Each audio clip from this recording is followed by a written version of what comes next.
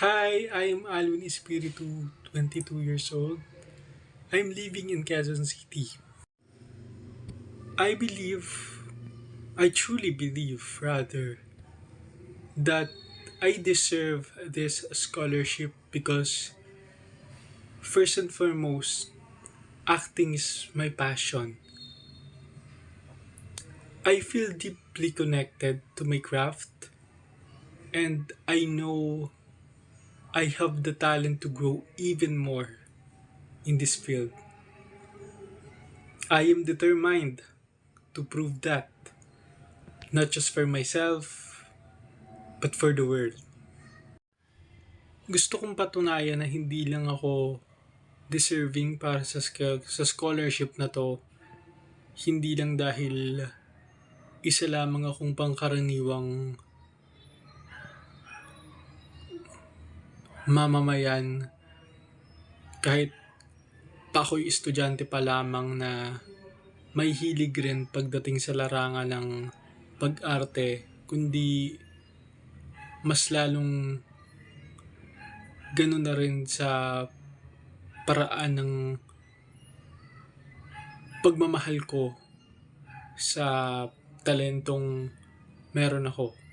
Kasi naniniwala ako na yun ang isa sa pinaka-una at pinaka-epektibong paraan para mas maparamdam mo sa sarili mo na kamahal-mahal ka. Ilang beses ko na rin napatunayan yung sarili ko pagdating sa acting.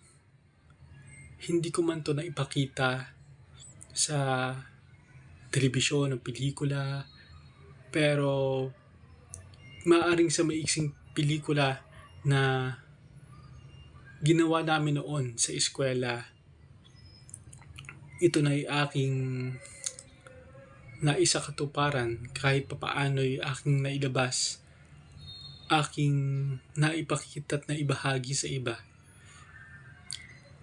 Nagkaroon rin ako minsan ng pagkakataon na mabigyan to ng marahang focus dahil nagkaroon ako ng pagkakataon para magkaroon ng acting workshop. Kaso lang dahil sa financial support na kinakailangan ko para makapag-enroll, hindi ko na ito naipagpatuloy pa. Nagkaroon lang ako ng hanggang isang session lamang. Sa unang naging saba ko dito, doon sa aking naging unang production pagdating sa workshop, promo lang nila to o parang dry run, libreng pa ganun lang. And sa sumunod, yun na, yung session 1 na hanggang doon lang yung inabot ko. Nagkaroon man ako ng VTR bago yung session 1, pero parang wala rin namang nangyari kasi nga hindi ko naman to napagpatuloy. Gusto ko siyang muling balikan at gusto ko siyang muling tuparin sa tulong ninyo.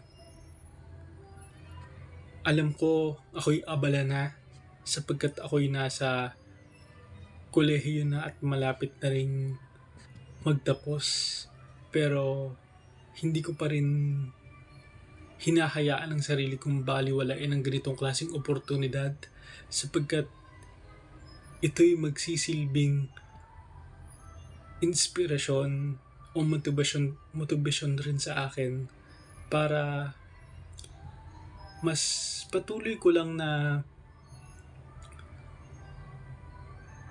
mapabilib yung sarili ko